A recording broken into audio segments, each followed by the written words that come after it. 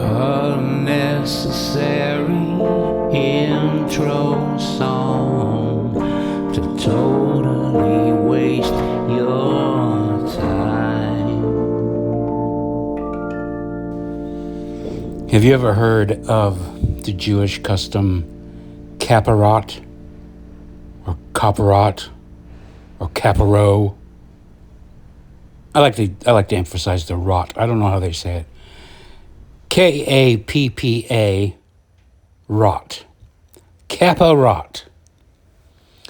It's this thing where you take a chicken, preferably a white one, because it symbolizes purity, and you transfer all of your evil deeds onto the chicken. And then you kill it. You drain it of its blood. I've seen things where maybe they have to get their blood on them or something. I don't know. There's a lot of barbaric traditions, but the funny hats and the funny sideburns and that's one thing, but to say, hey, you animal, you must pay for my sins. And then to think that you can actually transfer your sins onto this animal, kill the animal, and you start fresh. That's pretty crazy. And each year you get a fresh reset. So like on the day before Yom Kippur, whatever the fuck that means. I'm not going to study every Jewish holiday just for this thing. But that one little thing, like how, when people talk about Israel and the hatred of the Jews, I just think, oh man, you people are distracting from what is hateful and what is terrible, which are these traditions, these thoughts. People don't hate the people. It's that they practice certain things. Like, I don't hate you because you're fat and redheaded. I hate you because you stink and you're taking up too much room. It's like, these are things you can control. You can bathe and you can take up less room, and that's behavior based, but literally you don't have to pretend that you can do whatever you want to, evil thing you want to, transfer your sins onto a chicken and murder it. And then, by the way, I think they sell the chickens to other people. I don't know what they do with them. I should have researched this, but I mean, I don't know. I think I read that they can't even eat the chicken, but they can sell it to some other sucker. Hey, have this chicken. It's been infused with my sins. All the shitty things that I did this year are in that chicken. Fry it up and enjoy. I don't know, maybe they eat it themselves. But it's insane, that ideology. If you take any person, I don't care what color they are, if you take any person, any child ever born, these wonderful, beautiful children that are born onto this earth, so lovely and innocent and fresh, and, if you teach them that works, you are going to create a problem for that person's neighbors. You will. That person will turn into a problem for those around them. Because if you can just transfer your sins to a chicken and kill it and make dinner, why the hell would you ever want to be good? Or why the hell would you restrain yourself if a sin, a possibility, a temptation came up, knowing, this is kind of like the reason why I kind of had a problem with Christianity too, and forgiveness. Especially Catholic, growing up Mormon, forgiveness wasn't easy to come by. There has to be restitution. If you do something wrong, you have to make restitution, recompense, contrition. You have to never want to sin again. You have to pay for your sins, literally. I put graffiti on your garage door. I got to paint over it. Blah, blah, blah. Pay for the paint. Whatever. I got to restore it. I got to do my best to make things even, to undo the evil that I've done. That's logical to me. The baptism thing, it kind of makes sense the way the Mormons do it, because you don't get baptized. I mean, here's where it makes sense to get baptized when you're a baby, because obviously a baby couldn't have committed sin. So being a baby is already a fresh start. But see, that's a problem, because could a baby have sinned? What's the point in cleansing somebody of their sins if they don't have any sins?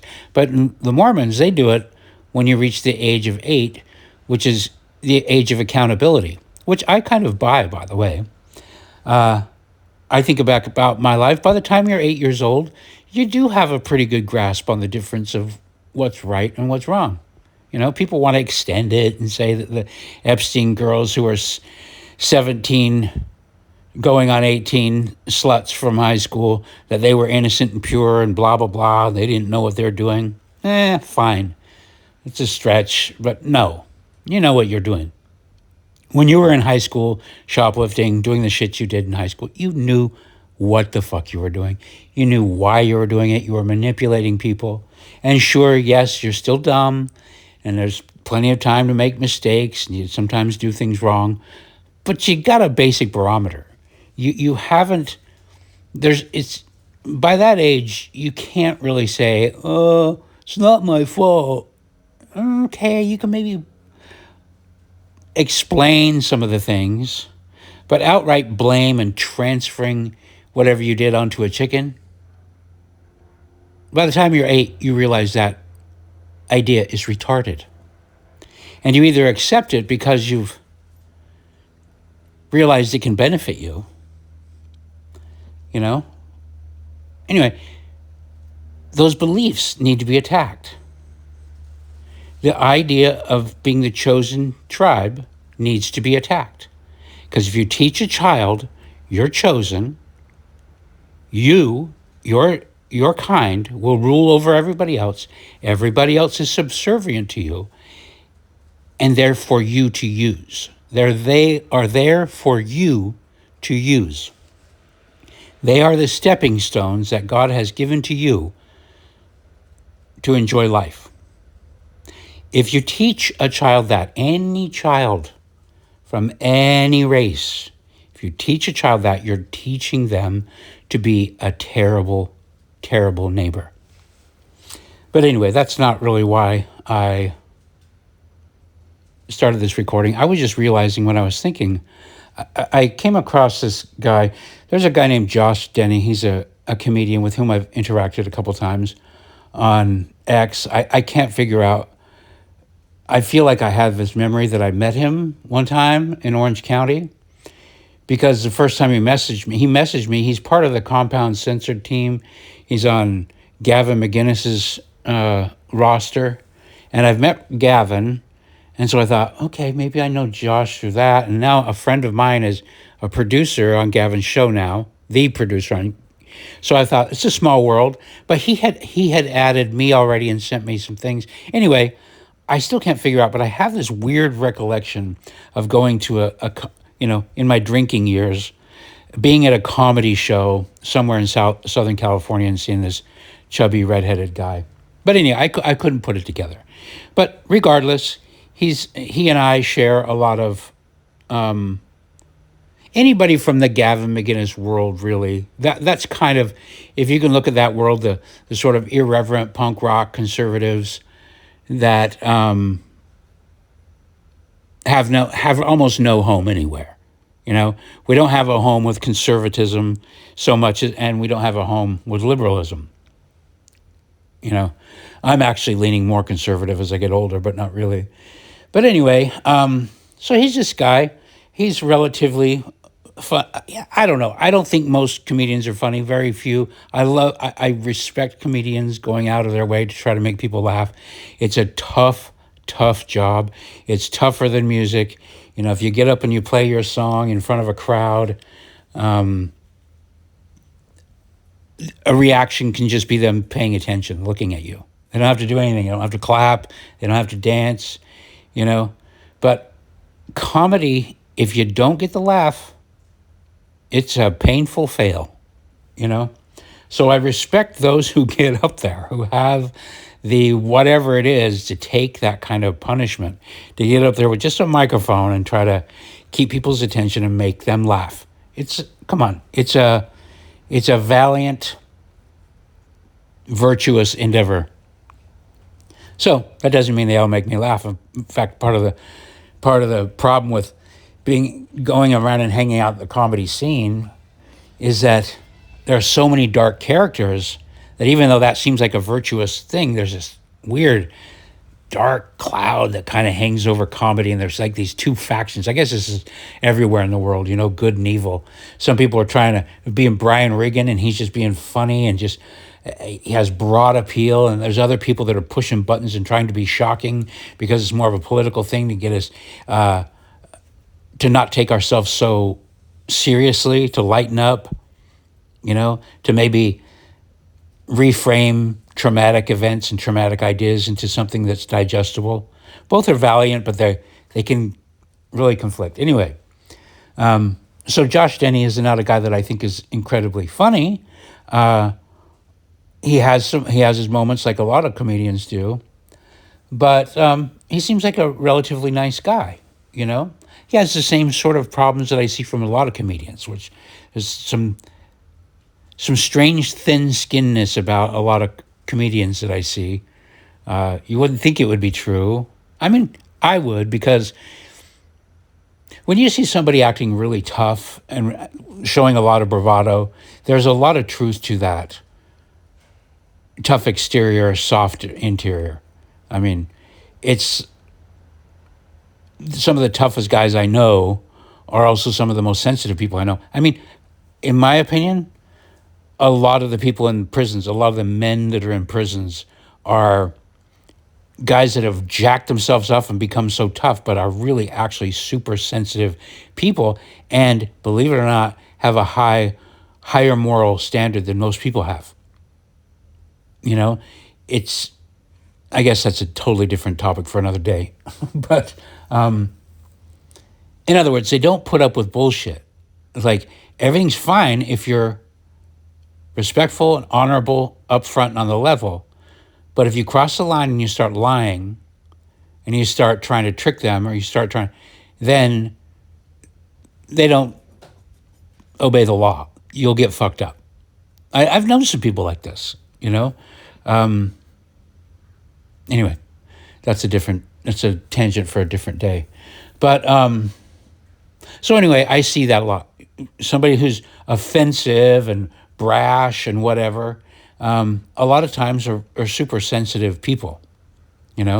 I get blocked by a lot of people because I just speak bluntly, and I speak bluntly to people that I like and with whom I share, the same kind of sphere and universe. And so I get it when they block me, because I'm also sensitive when I get criticized, or my feelings can get hurt pretty easy, and I can get pretty, my blocked finger is pretty itchy too. I'm fair, but I get it. Anyway, there's this one guy, I didn't know anything about this, but there's this other guy, his name is Red Bar, and apparently he's got this whole following, but he's made it a mission of his to just bully, and he's got Josh Denny, who's not a big famous comedian. He's a guy that's working as hard as he can. He made his own special. Seems like a relatively nice guy, sticks his neck out there, but he's grinding, He had a moment where he was on a cooking show or something, but he's just, if for lack of anything else, I would just say he's an average person with better morals than normal, doing his best and keeping at it. Respectable, in my opinion. It's respectable. I get what he's trying to do, and I'm for it.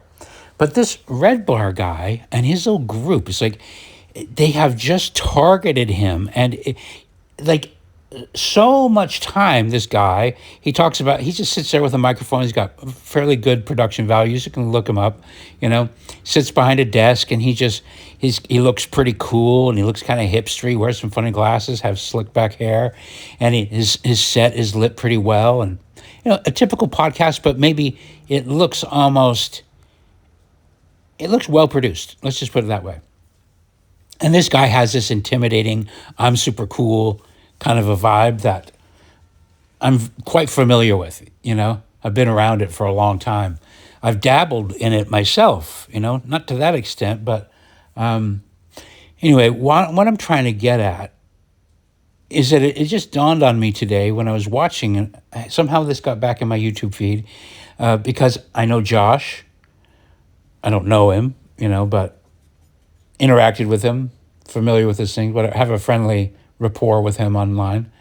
And that I'm getting these clips of this guy, Red Bar, and how he just attacks Josh Denny. Imagine if you have a channel and you devote tons of your time to a person who's not even big. It's one thing to devote all your time to attacking, I don't know, Tom Segura and his wife.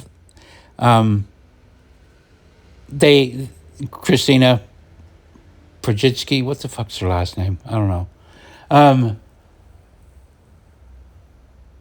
They dedicate a lot of time to kind of taking shots at,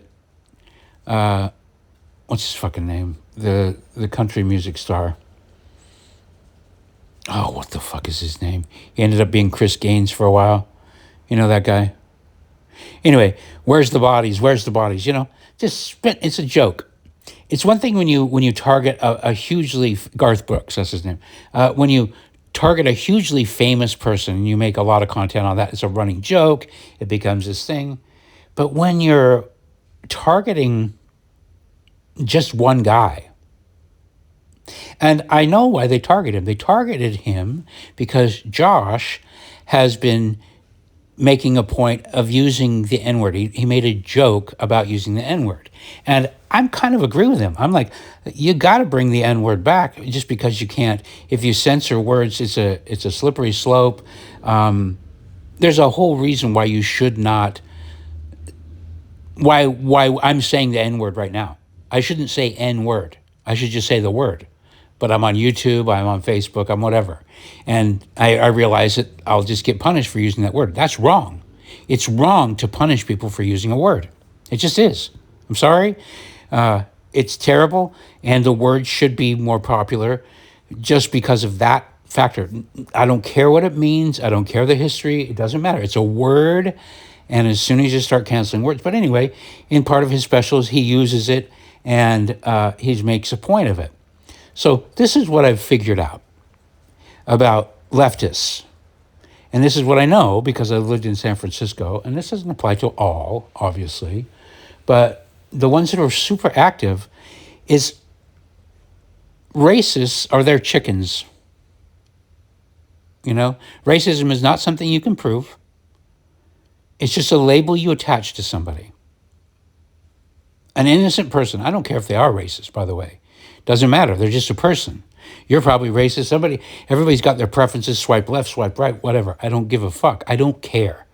I don't care if somebody is racist or if they're not racist. It doesn't matter to me. I assume everybody's a little bit racist or they have preferences or whatever. They're sinners. They're chickens. Okay? They're going about their business. They're living their lives. They have their experiences. They have their ideas. Their survival instincts come into play. Their experiences with this race or that race or this, they're flock animals, they're herd animals. You don't see, nobody's calling a zebra a racist because he won't hang out with the lions. It's just like when you look at people just as human beings, they're organizing the way they organize, and that's just the way it is. They go to church together. They have their own neighborhoods. There's Koreatown, Japantown. There's people organize, and that's nature, and animals organize. The pigeons don't hang out with the crows. The crows don't hang out with the ravens, even though they look almost just like ravens. They don't. So when you pin the label racist on somebody, what you're really doing is you're just giving them an inescapable label. You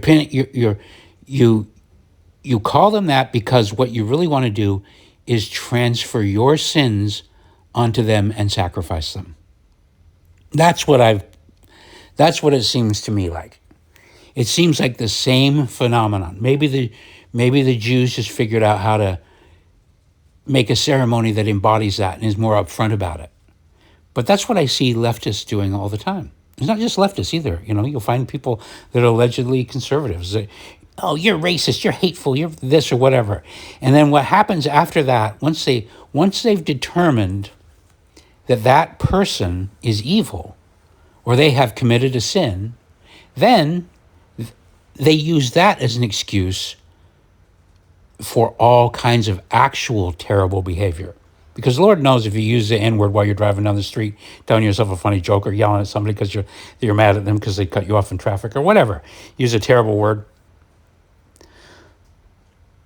Lord knows very, very, people don't suffer from that. People don't suffer from your thoughts, But as soon as you label somebody, it's like I've used this comparison many times that racist is the new witch. The Salem trials were like that, witch trials, because you can't defend yourself. If somebody calls you a witch, you can't defend yourself. You can't prove that you're not a witch. And you can't prove that you're not a racist. You can't. It's impossible to prove that you're not a racist. That's why it's such a wonderful thing. That's why the communists used it, allegedly. I don't know, I wasn't there, but I'm told that this whole thing about race has been used for a long time. And it's because it's the perfect chicken. It's the perfect stand-in. It's the perfect witch. It's an accusation and a condemnation. It's a verdict. And once you place it on somebody, well, then guess what? You can treat that person as terribly as you want to because that person's the worst. So you can bully them. You can make fun of them. You can be superior to them. Hell, you can punch them in the face. Punch a Nazi. You can destroy their lives. You can get their job. You can talk shit about them to anybody. You can steal from them. You can get them fired. You can warn their friends. Every single evil thing that you're not allowed to do in regular society, you're allowed to do to a racist, to a sinner, to a vile chicken. And then all you got to do is sacrifice that chicken. Get them fired. If you get them fired, well, then all your sins are transferred onto them. And I swear, I think it's probably more consciously like that than not. You want to kind of give people a break and say it's subconscious and they don't know they're doing it. But I think they actually do know they're doing it. I really do think that the accusation for most people, when people point at somebody and call somebody racist, they're really saying, look over there, go get him, don't look at me. Don't examine my behavior. So it's always just there's the chicken, sacrifice it. There's the chicken, sacrifice it, And then I think that there's a real glee. Like if you watch this Red Bar guy, he and his cohorts are just really, really laughing with kind of an evil glee about how often and how much they punish Josh Denny. And, Josh Denny is a target only because he's trying. And he's outwardly said, I made jokes about the N-word and on the topic, and he's defiant about it. But he's not huge and he's not famous. He's not, he doesn't have any of the attributes of, we need to get him because he's a grifter and he's harmed a ton of people. He's a guy with a somewhat meager social media following, But the way they get to attack him, it's like the attacks are more than just basic bullying. I mean, I don't know if any bullying is good, but you can see some value in certain bullying, when you're young and your older brothers call you a pussy and don't cry so much, and they're toughening you up and getting you ready for the real world, blah blah blah, if that's what people say, but you can wrangle some sort of value out of that if you want to, of certain kinds of bullying. Stop being such a pansy, suck it up, be a man. Why are you wearing those stupid pants, bell bottoms? You can't run in those things. You're going to trip and fall. There's that kind of bullying, but that's kind of like the tough love sort of thing. But there's no tough love with the way this Red Bar and his community are doing with Josh Denny. It's just straight up mean. It's hard to watch. And even because people have comedic chops, you can, in the course of being evil, you can certainly make people laugh. That's one of those things, again, about the dark world of comedy. There are some people that get laughs by just being evil, There is a difference, I remember in growing up learning about the difference between real laughter and evil laughter. And you know what I'm talking about. I don't need to explain it. There's some laughter where you just know that it's wrong. You're being wrong. You're doing something wrong. And it can be enticing. And I don't know. It's just like human beings have the potential to be really evil. And there's this weird thing, and I think that's why people call it Satan or whatever, where you can be easily tricked into believing that that kind of laughter and that kind of, energy that you get, that kind of charge, the adrenaline boost you get from that kind of laughter and activity and adventure, it can be alluring, and you can mix it up for wholesomeness. You can almost pretend that it's the same thing, but it's not the same thing. It's not the same thing. As there's miles difference, between just outward bullyingness, being a bully. And that's what this is happening. And it's Red Bar is transferring all of his, they call it projection too. Maybe gets used a little bit too much, but it's true. I catch myself. I have to monitor my own projection, because projection isn't only just when you think people are evil. We all also, I think empathy is in a way kind of a form of projection, where we're saying, the golden rule is kind of a projection. I'm this way, therefore that's how other people feel about things. Like my recording about Devo. I assumed that they were approaching, I assumed that they thought of it as humorously as I did. Oh, well, they said it, but they don't really mean it. It's a joke. And jokes are funny, and there is truth to every joke, but I don't know. There's a point where the humor turns into, but wait, it's not as funny when all of a sudden it's hateful and spiteful and wrong and dishonest, because Red Bar and his group, they can't possibly really believe that they are morally superior to Josh Denny. I mean, maybe they've been trained, again, doctrine, if you're trained from the time that you're young and told that the one thing that you can't do is racism, that's the evilest thing, that's the one thing. Maybe they really do believe that Josh Denny, but I can't accept that. I can't accept it, because I know these people. I don't know Red Bar, but I know those types of people. And I know that once the cameras are off and behind closed doors, it's just like, I remember the lead singer of a band I managed years ago, Swim Herschel Swim.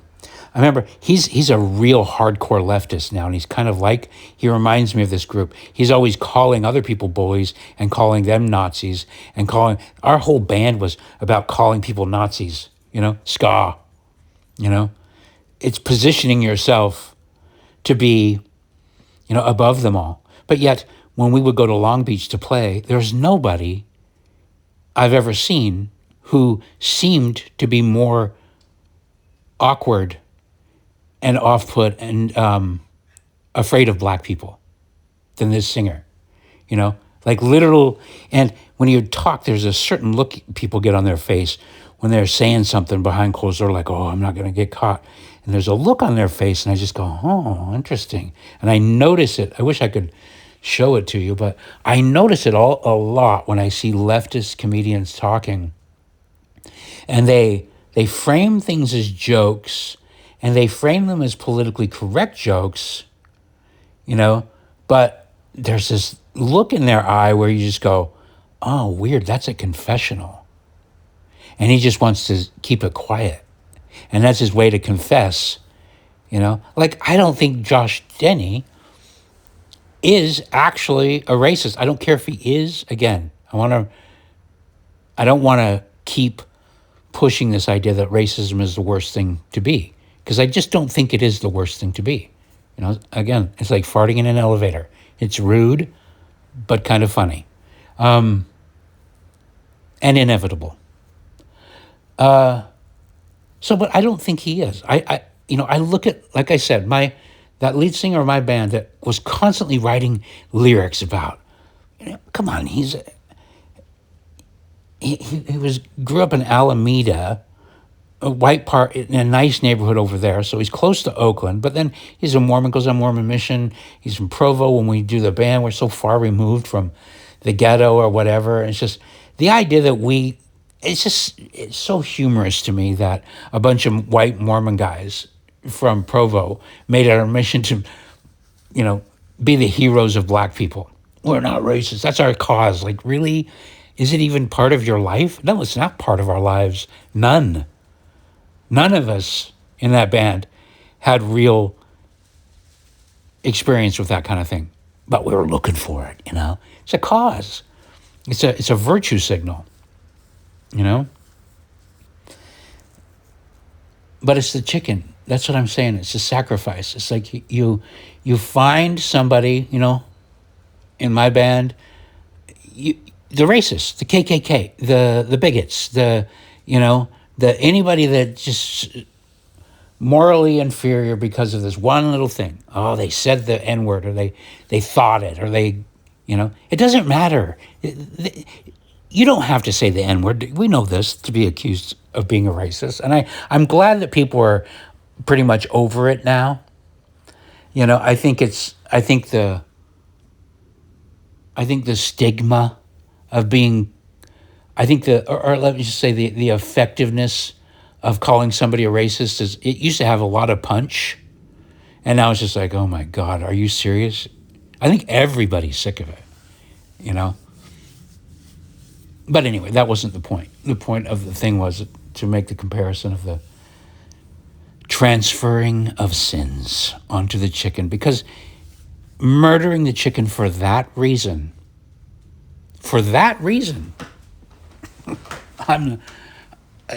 that's dark. That is dark. Murdering a chicken. I had to murder a rat last night. I live in San Francisco, and I feed these pigeons, and I'm friends with all these pigeons. But so I'm on the top floor, and I have a deck, and roof rats are a thing. No matter what city you live in, roof rats are a thing. And for the most part, you have to deal with a rat invasion of your house once every couple of years here. One rat decides he's going to be a soldier, and he's going to get in, and he finds a way in, and he tells a couple of his friends. So you'll have to nip it in the bud. It takes about a month to deal with an invader, And then word gets out. I don't know. I think rats are pretty smart. The word gets out, and they leave you alone after that. If you murder a couple of their friends, of their people, they go, don't go in that house. And then it takes about a year and a half or 2 years before the next rat decides, I'm going to give that another shot. But anyway, no rats invaded my house yet, but I've noticed them on the deck. And you'll see the one, because I'm on the roof, and you'll see roof rats, and I would like to be able to just say, if you stay outside, I don't have any problem. I don't have a problem with the squirrels. I don't have a problem with the pigeons. And I don't have a problem with the rats, except the rats have 6 babies at a time, and they hide from you, and they will sneak in anyway. So I set up the trap. I set up a live trap, because these rats, I don't know how they pass on the information generationally, but they know what a fucking rat trap is. They want kind of kill it, and they stay away from it. They don't work. They just don't work. I will sit there and watch them. So I have a live trap, and I actually have a string attached to it, so I can watch. It's like as sun goes down, I can watch them. Anyway, I fell asleep before I could actually trigger the trap myself with the string. But I woke up a couple hours later, and there was a rat in it, live, and I had to put it in a gas chamber. I made this little gas chamber, but it wasn't fun. It sucked, I was like, valiant effort, rat, and it sucked because it was the mother rat. And the reason why I put out the trap is because she was coming around with her babies. And once you see a rat, it's one thing to see the one rat coming by, darts past on the deck, heads up on another roof. But all of a sudden you see 4 babies in tow. You're like, oh shit. This is where it starts, because the competition for resources is going to make them want to come in the house. And so I got to nip this shit in the bud. So I killed the mom. Terrible. I mean, now she had her nipples and everything, Now those babies are going to, hell, I got Gaza on my deck. Let's just put it that way, okay? I'm fucking Benjamin Netanyahu over here. I just killed a mother, and by extension her children, in a gas chamber, no less. But that's not transferring my sins onto that rat. At no point did I think, rat, you must die because of my sins.